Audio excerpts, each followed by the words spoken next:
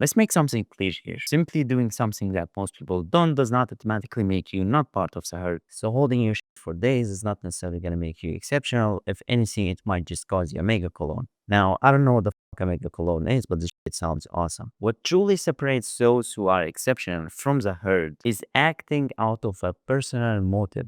What this means is that you don't blindly follow societal norms, but instead you question them and come to your own conclusions. Again, this is a very important point. So, just in case you deep fried your brainwashing 100 TikToks a day, to rise above the herd, you need to think critically and question the norm. But why? Why would you do that? What is so bad about the comfortable, warm, and most importantly, risk free way of living in the herd? Well, there's really nothing inherently wrong with it. I mean, Nietzsche himself even argued that it is a necessary driving wheel for society. Mankind must work continuously at the production of single great human being. This and nothing else is its task. But for this, it must itself remain under the yoke of mediocrity. This, it must be the eternal ground out of which new and rare individuals can always rise to the surface. What our brother Nietzsche is trying to say here is that the herd is a breeding ground for what he calls higher exceptional men, and therefore it is essential for them to grow. Without it, society wouldn't really be stable enough to produce those exceptional individuals. However, being part of the herd is like being in an infinite Tsukuyomi,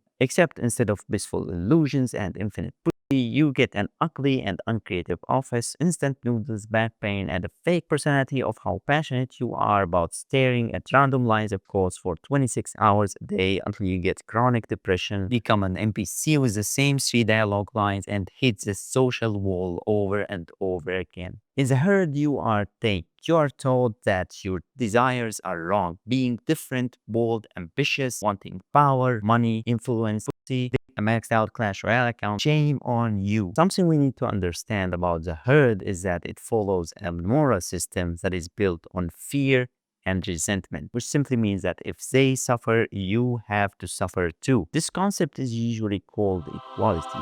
It is basically about achieving equal levels of misery regardless of your sex, race, or nationality. Except if you are a billionaire. In that case, you can disappear and go on a vacation for your whole lifetime on a custom built yacht and no one would say a word. I mean, so what? You earned it. But you leaving your work 5 minutes earlier, you've gone too far now. You've gone too far. The familiar feels safe. Rules are easy to follow. All you have to do is hide under a warm blanket. But once you take a moment to stop obeying blindly, you will notice that the blanket is fake. It is basically like having a bikini, but it is in fact a see-through bikini. The herd is where creativity goes to die. It rewards the safest, dullest, most obedient version of yourself. It tells you to kill your boldness, your anger, your sexuality. It basically tells you to become someone else, someone who is not actually you. You are told to be harmless, and harmless people make perfect slaves. It uses guilt and shame to condemn your will to power and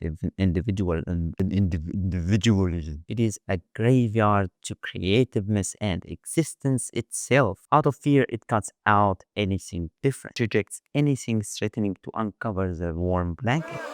It condemns strong and dangerous traits like dominance, pride, anger, assertiveness, or the urge to sell your nudes instead of working a 9 to 5, making someone else rich. Now, after seeing through the big herd, you will feel the tension. You will feel the tension of being alone, unsafe, and judged. This is basically society trying to pull you back to their depressing and unauthentic entity, where you hide your true self until you die like cattle. It is a hard choice to separate from the herd. You will basically face rejection and conflict. And you might think this is the worst part, but no. Since you no longer conform with societal values, you kind of lose orientation. I mean, previously you had these fake values, but now what is there? There is nothing. And you need to create your own new values to find your own path. And remember, God is dead. He's dead. He can't help you. He's not praising the you are by yourself and you have to rethink everything and go through an existential crisis. This existential crisis will be the fuel to shape your own values and become your own source of meaning. Ironically, even though this makes you completely rejected by society, it will only make you more attractive to the opposite sex. There's really nothing more attractive than having your own way of living. What you also need to realize is that it is not a transition. It's not simply like flipping a switch or a decision that you make. It is more of a bridge that you cross, except that you cannot really cross it because the journey never really ends. What is great in man is that he is a bridge and not a goal. What can be loved in man is that he is an overgoing and a downgoing. Here, Uncle Nietzsche is saying that self overcoming is not about reaching a final state, but about the process of going beyond oneself over and over again, motivated by the suffering of living. Everyone has his unique path. To shape yours, you should only be obedient to yourself and to any Gothic value, of course. Nietzsche is not a philosopher that gives you a guide on how to become rich. Instead, he gives you the headache of having to think for yourself and make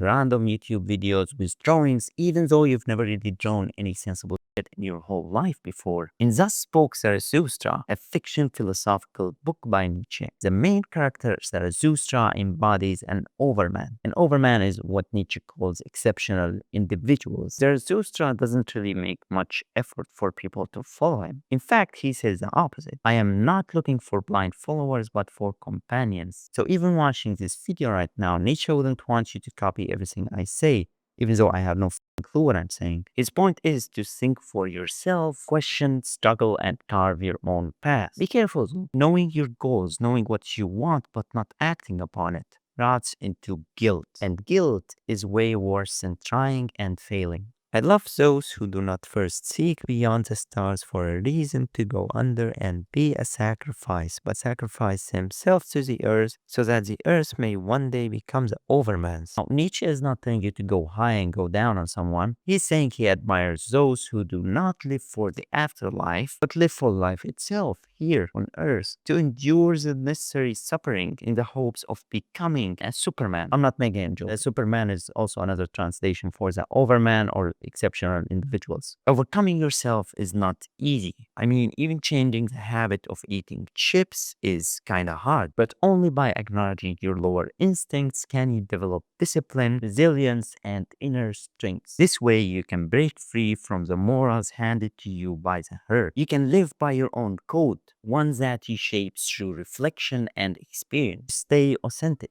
Even if you become misunderstood and unpopular, don't fake a smile nor a frown. Face it all and take the blows right into your face. Live like if you would have to live over and over again. Because when it's over, you will just become fertilizer for trees to grow, be eaten by animals, and end up as a huge shit. That thing you wanted to say, you will not get a second chance to say it. That experience you wanted to live, you'll not get a second chance to live it. That dumb idea you wanted to try, it will not just come to you like a random scam call. Ignore all of these and you are basically role playing as a background NPC whose only dialogue line is nice weather we're having today. Unless you are in Germany, you wouldn't even have that line. If you let the hurt scare you, you will die living. Live by values you create. Values coming from your heart or even coming from your I swear, values coming from your dick are even better than blind values handed down to you by society. It's only natural to want power. It all starts by being brutally honest with yourself, acknowledging your darkest side, whatever the fuck that means, admitting that you want money, influence, fame, your greatest struggle is with yourself. My body is not designed for that. I'm just being realistic. They have it way easier than me, which they might have it easier than you, but you're not serving yourself by saying that. Life is not a fair playground, and the only thing you can do is rebel against it. You're not serving yourself like this. In fact, you're only holding yourself back. Blaming others will only distract you from going further. If anything, it will consume your mind and energy that you can otherwise use to build and create. A true exceptional values his time. They use it to produce, not feed on what others produce. We might stay in jobs, relationships, cities, or routines just because they're comfortable and good enough. But deep down, this will suffocate us. Overcoming yourself means killing comfort. It means to question everything, even your own existence. Or the fact that someone who kicks a ball around professionally gets billions while you struggle having your basic needs met. Share what matters and not what pleases. Let the herd laugh and judge. The old version of you must die, and the new one must be forged in fire. One must still have chaos in oneself to be able to give birth to a dancing star.